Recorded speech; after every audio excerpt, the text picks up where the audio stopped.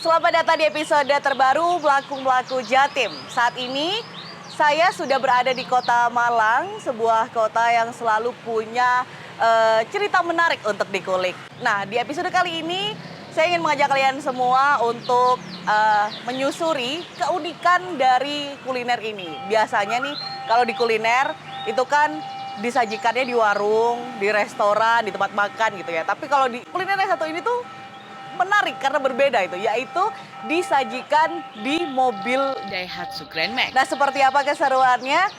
Tetap bersama kami, ikuti terus karena perjalanan rasa ini baru dimulai.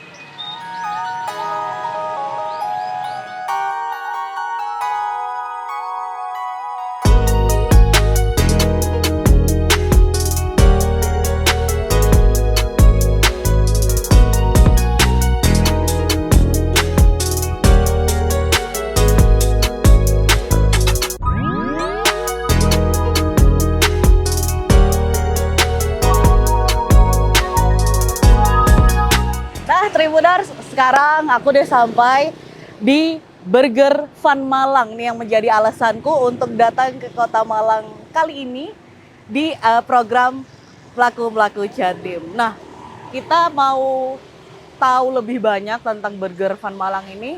Untuk itu kita tanya-tanya dulu kali ya. Langsung ke sana ya.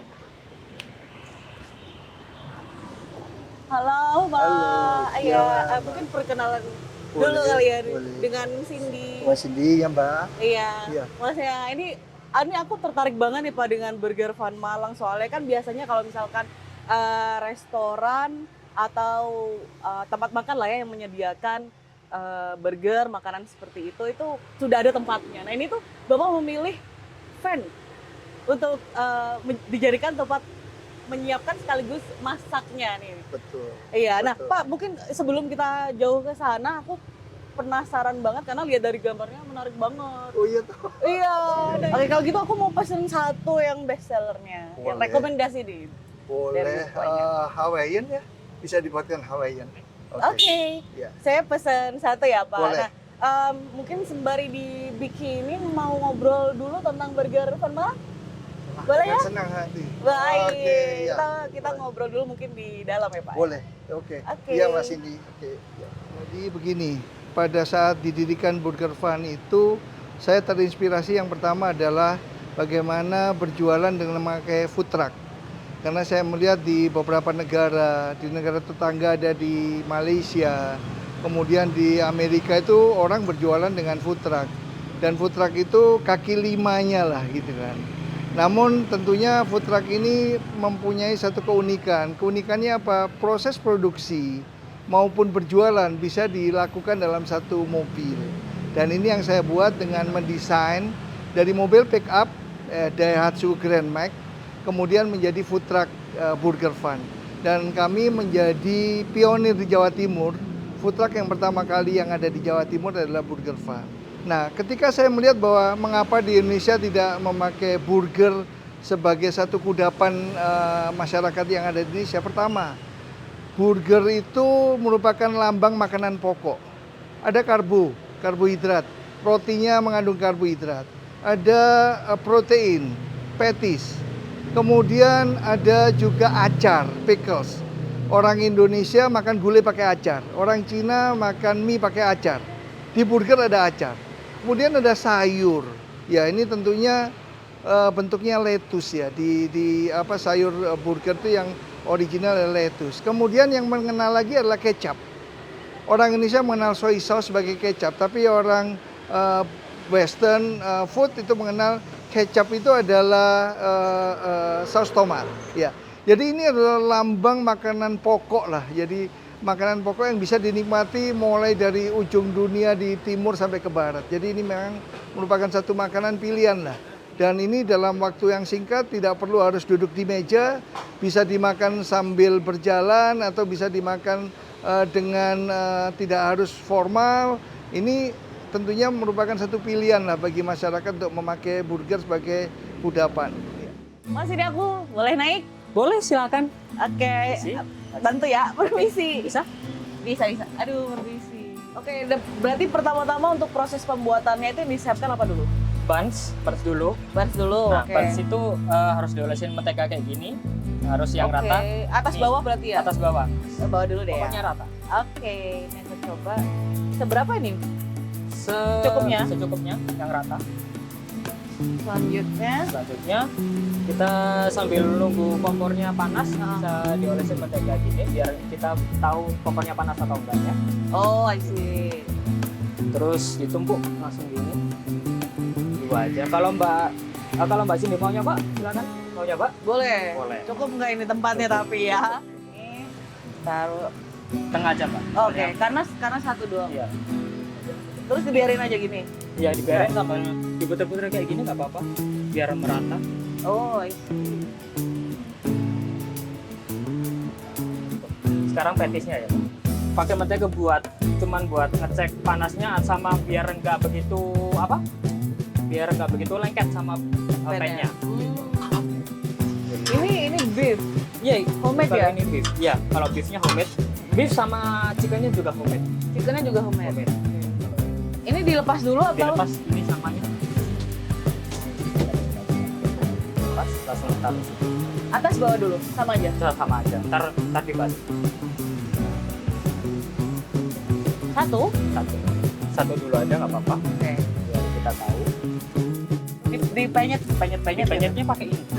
Oh, mau dong, coba dong. Kenapa harus perlu diginiin? Biar lebar. Soalnya takutnya ntar mengkerut jadinya. Oh iya benar.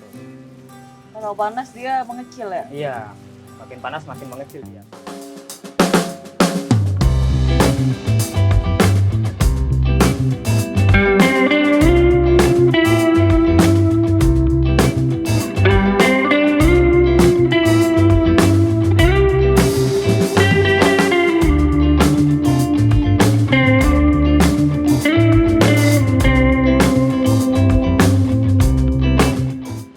Hampir semua pebisnis kuliner ketika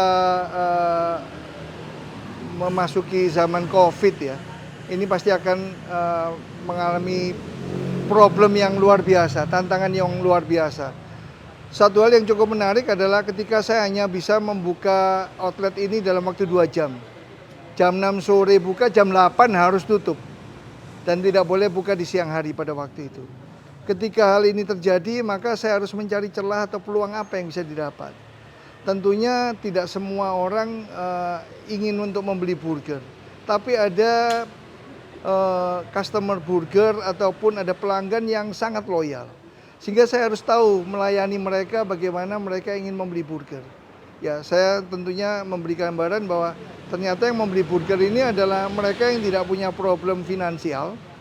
Kemudian mereka jika diberikan produk premium tentunya akan mengejar produk itu. Dan akhirnya saya menciptakan produk-produk baru. Secara bisnis tentunya aspek finansial juga menjadi tolok ukur. Namun saya juga sekali lagi saya ada misi lain bahwa bagaimana saya melihat untuk bisa mempekerjakan, ya, membuat kru-kru saya ini juga berhasil. Jadi beberapa alumni kami ya dari Burger Fun ini ketika kembali kemudian mereka memberikan satu gambaran bahwa mereka sukses. Ya, mereka sekarang sudah berbisnis sendiri. Mereka karena punya pengalaman di Burger Fun, mereka bisa menerapkan strategi-strategi bisnis dan itu bagi saya kepuasan tersendiri. Jadi tidak hanya sekedar bagaimana secara finansial, tapi secara aspek sosial saya sudah mengembangkan Burger Fun ini menjadi satu tolok ukur bagi mereka yang profesional dalam bekerja dan mereka berprestasi di kuliahnya. Itu yang saya lakukan. Pak, ini mobil Grand Max betul ya? Ya, ini Daihatsu Grand Max. Daihatsu Grand Max, Iya. tapi ini kayak beda dari Grand Max yang biasa saya lihat. Ini banyak sekali sebenarnya modifikasi yang Bapak Sabiri lakuin ya? Jadi ini awalnya dari pickup, Oke. kemudian kami desain dengan karoseri, dan ini semua memakai konsep ergonomis. Jadi semuanya serba ergonomis. Kita lihat di sini ya Mbak.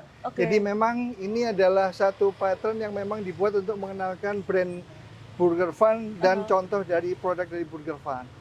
Kemudian kami membuat ini dengan satu konsep bahwa tinggi customer itu sudah kami ukur. Oh betul. Sehingga ketika mendapatkan pelayanan kami akan tahu bahwa ini bisa mendapatkan pelayanan tanpa harus bersusah payah, tanpa harus meninggikan kakinya, dan semua ini bisa dibuat dengan konsep bahwa yang melayani juga tidak lelah, kemudian customer juga mampu untuk bisa berkomunikasi dengan pelayanan yang mudah. Ini yang kami buat. Pak Sabirin kan memilih food truck ini. Berarti kan apakah nantinya Pak Sabirin ada keinginan buat kayak ekspansi lagi selain yang ada di Malang ini, Pak? Ekspansi food truck tentu. Kami dulu ada 4 food truck sudah tersebar di Surabaya, Sidoarjo, dan Malang. Kami akan mencoba kembali. Karena memang food truck ini adalah sesuatu yang lebih efisien, lebih murah. Investasinya tidak semahal kita harus mendirikan kafe.